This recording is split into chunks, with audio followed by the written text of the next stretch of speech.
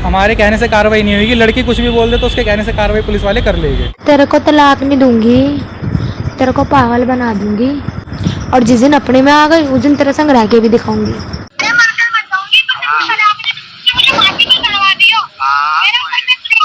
अरे तो कोर्ट में तो आई है एक बार, कोर्ट में आ जाइए, कोर्ट में। मैंने आके टाइम नहीं है मेरे पास, तुझे आके पागल बनाए रखूंगी, तुझे तलाक दे दूंगी, तू मेरे माँ बाप के समझ आएगा, वो गुस्से होगा, मुझे समझा कि तू समझाएगा गुस्से। वहाँ पे आएगी ना तो वहाँ पता लग जाएगा तुझे, कोर्ट के अंदर अपने आप आ जाइए, ठीक है। मैम जो मेरी वाइफ है उसने ज़बरदस्ती शादी की थी मेरे से, अगर तू शादी नहीं करेगा तो तुझे मैं रेप के केस में बंद करवा दूंगी या फिर मैं तेरा मर्डर करवा दूंगी।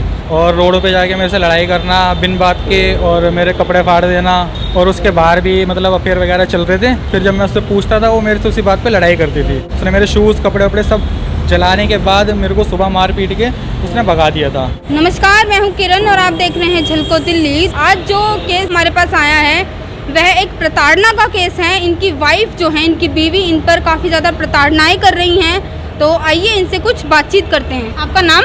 मैम हर्ष। अच्छा, तो क्या परेशानियां हैं आपके साथ? मैम जो मेरी वाइफ है उसने मैम ज़बरदस्ती शादी की थी मेरे से, रेप के केस में फंसाने का नाम लेके मेरे से। और शादी के बाद भी मैम वो हर रोज़ मेरे से लड़ाई करती थी, हाथ चलाना, गाली बकना, और फिर मेरे को पुलिस की धमकी देती थी कि तुझे और तेरे पूरे परिवार को वो झूठे केस के अंदर फंसा देगी, महिला आयोग में शिकायत कर देगी।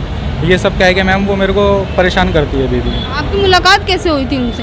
कुछ फंक्शन था, उस फंक्शन के अंदर मिले थे हम। मेरी फिर उससे फ्रेंडशिप चली थी और फिर उसने मेरे को अचानक शादी के लिए बोला था, तो मैंने उसको क्लियर कर दिया था कि मैं तुमसे शादी नहीं कर पाऊँगा। तो उसने बोला था ठीक है, अगर आप शादी नहीं कर सकते मुझे कोई दिक्कत नहीं है, हम सिर्फ फ्रेंड की तरह बात कर सकते हैं। तो मैंने कहा ठीक है, अगर तुम्हें बात करनी है तो मैं बात करने को तैयार हूँ। बट उसने फिर कुछ टाइम बाद मेरे को बोला कि नहीं, मुझे शादी करनी है, अगर तू शादी नहीं करेगा तो तुझे मैं रेप के केस में बंद करवा दूँगी या फिर मैं तेरा मर्डर करवा दूँगी। फिर मेरे को मजबूर हो गया मैम शादी करनी पड़ी उससे, कोर्ट मैरिज। और जब मैं कोर्ट मैरिज करने गया तब भी उन्होंने मेरे को बहुत प्रेशर करा, और अब सारे जो गवाह थे वो सिर्फ अपनी साइड के लेके गए थे, मेरी तरफ से कोई भी गवाह नहीं था। जो 2 गवाह उन्होंने बनाए थे वो भी उनके पड़ोसी थे, और जो कोर्ट का खर्चा आया था वो भी सब उन्होंने मेरे से ही पे करवाया। उसके बाद भी वो लड़की मेरे से लड़ती रही, शादी के बाद भी रातों को लड़ना झगड़ना उसका स्टार्ट था। मेरे काफ़ी समझाने के बाद भी वो नहीं समझी, और उसके बाहर भी मतलब अफेयर वगैरह चल रहे थे, जिससे कि मैं परेशान हुआ। फिर जब मैं उससे पूछता था वो मेरे से उसी बात पे लड़ाई करती थी। वो उल्टा मेरे को मारना पीटना, गाली गलौज देना और पुलिस की धमकियाँ देना, उसका यही स्टार्ट था।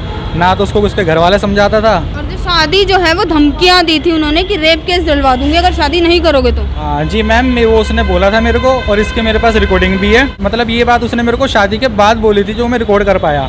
शादी से पहले तो वो मेरे को सिर्फ फेस टू फेस बोलती थी, फ़ोन पे उसने कुछ एक्सेप्ट ही नहीं करा ये सब।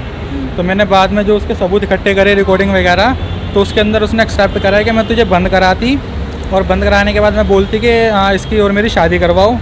फिर मैं 10 दिन की पैरोल पे बुलाती, फिर तुमसे शादी करती, फिर तुम्हें दोबारा जेल भेजती, फिर मैं तुम्हें बुलाती। ये सब रिकॉर्डिंग मेरे पास उसकी हैगी। उस लड़की के परिवार वाले क्या कहते हैं? मैम उस लड़की के परिवार वाले कुछ नहीं कहते। उस लड़की के परिवार वाले भी धमकियाँ देते हैं कि हम महिला आयोग में शिकायत कर देंगे, बंद करा देंगे, ये है वो है। वो सिर्फ उसी की साइड लेते हैं। आपने कभी कंप्लेंट की है इनके खिलाफ, इन सब के खिलाफ?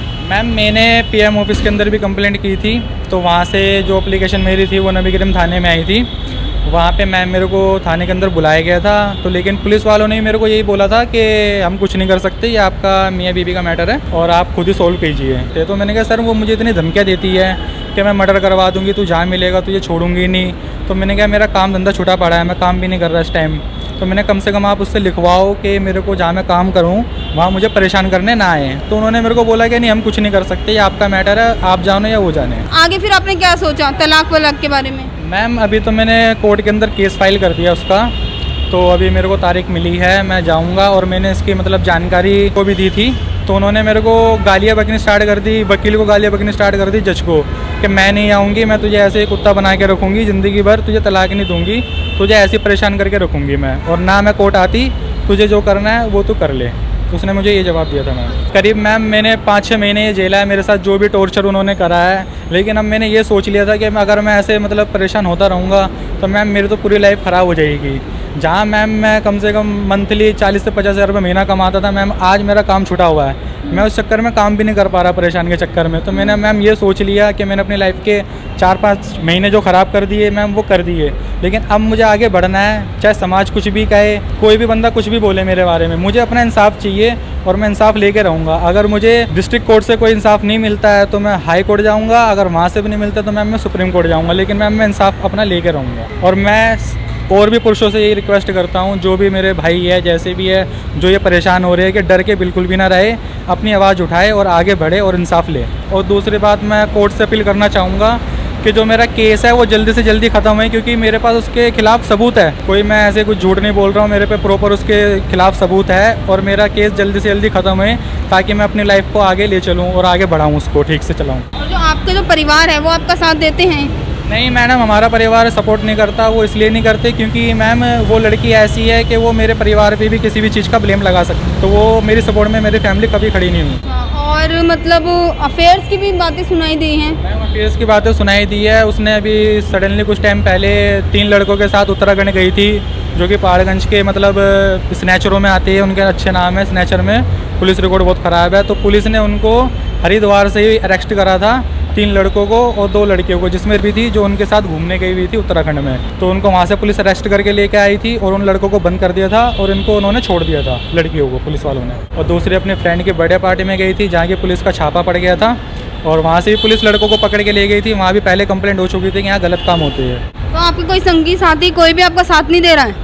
नहीं मैम, ऐसे केस के अंदर कोई साथ नहीं देता। जो साथ देता है उसको भी फिर वही है, पुलिस वाले लड़की की ज़्यादा सुनवाई करते हैं। कल पुलिस वाले ने मेरे को ये बोला कि मैंने कहा सर आप कुछ कार्रवाई कीजिए इसके ऊपर, तो वो कहते हैं कि मैं कार्रवाई करूँगा, वो तेरे ऊपर केस कर देगी कि तू उसको मारता है पीटता है। मैंने कहा सर जब मैं उसके साथ रह ही नहीं रहा अभी तो मैं कहाँ से मारूंगा। कह रहे नहीं यार वो बोलेगी तो हमें कार्रवाई करनी पड़ेगी। तो मैम मतलब ये हो गया कि हम कुछ भी बोले तो हमारे कहने से कार्रवाई नहीं होगी, लड़की कुछ भी बोल दे तो उसके कहने से कार्रवाई पुलिस वाले कर लेंगे। कितना समय हो गया शादी को अभी? मैम अभी 3 महीने 24 फ़रवरी को हुई थी मेरी शादी, अभी 3 महीने होने वाली है। मैं ये चाहता हूँ कि प्रशासन मेरी मदद करे। मैंने उसका कोर्ट के अंदर केस डाल रखा है। अब मैम वो ये कहती है कि मैं ज़िंदगी भर कोर्ट नहीं आऊँगी, मैं तुझे ऐसे ही रखूँगी, तुझे तलाक नहीं दूँगी। तो मैम मेरी ये रिक्वेस्ट है कि मेरी भी मदद करी जाए और हमारे लिए भी कोई कानून ऐसा बनाया जाए कि जिससे कि हम इतने प्रताड़ित ना हो सके। तो यही है कि लोगों की मानसिकता बनी है कि हमेशा एक आदमी गलत होता है, पुरुष ही गलत होता है, महिला पे ही अत्याचार होता है। ऐसा नहीं है, महिलाएं भी अत्याचार कर सकती हैं और एक मजाक भी बनाया जाता है अगर ऐसा कुछ होता है। तो आप मतलब कहना चाहेंगे कि इस तरह के कानून बने या लोगों की मानसिकता बदले? जी मैम, मैं यही कहना चाहता हूँ कि पुरुषों के लिए भी कुछ कानून होना चाहिए कि उन्हें भी ऐसे परेशान ना होना पड़े, क्योंकि हर बंदा ये सब शेयर करने से पहले ना मैम एक तो उसके मन में डर होता है और एक शर्म होती है, क्योंकि ये समाज ऐसा है कि ये सब बातें सुन के ना मैम बहुत मजाक बनता है इन सब बातों का कि फैमिली के अंदर ये सब ड्रामा चल रहा है। तो मैम इसलिए मैं यही चाहता हूँ कि पुरुषों के लिए भी कुछ कानून बने और ताकि पुरुषों को ऐसे परेशान ना होना पड़े। और जो जैसी लड़कियाँ है इनको बिल्कुल सज़ा मिलनी चाहिए मैडम, कि आगे से कोई भी लड़की ऐसा करने से पहले 10 बार सोचे कि उनके साथ आगे कानून हैगा उनके लिए, उनको सज़ा मिल सकती है। हम यही आशा करते हैं कि लोगों की मानसिकता बदले और इनको जल्द से जल्द इंसाफ मिले। तो ऐसी और लेटेस्ट अपडेट्स देखने के लिए बने रहें हमारे साथ। कैमरा पर्सन निखिल के साथ मैं किरण झलको, दिल्ली।